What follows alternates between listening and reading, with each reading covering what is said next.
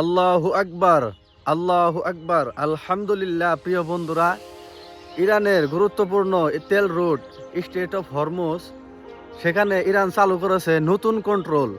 Strait of Hormuz দিয়ে জাহাজগুলো সরাসরি পার হতে পারতেছে না, কারণ আগে তথ্য দিতে হচ্ছে ইরানের কাছে।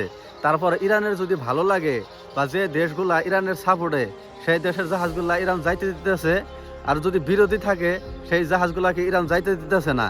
তো আলহামদুলিল্লাহ প্রিয় বন্ধুরা, স্ট্রেট অফ হরমুজে ইরান এখন পুরো নিয়ন্ত্রণে নিয়েছে।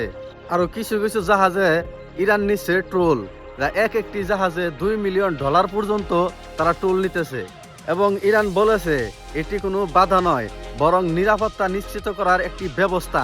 যারা শত্রু দেশের সঙ্গে যুক্ত নয় তাদের জন্য স্ট্রেট অফ হরমুজ রুট খোলা রাখা হয়েছে। এটি ইরানের কৌশলগতভাবে শক্তির বড় প্রমাণ। আল্লাহু আকবার। প্রিয় বন্ধুরা, এমন ধরনের আপডেট আগে পাইতে আমার এই পেজটিকে ফলো করবেন এবং আপনার মতামত কমেন্ট বক্সে জানিয়ে যাবেন।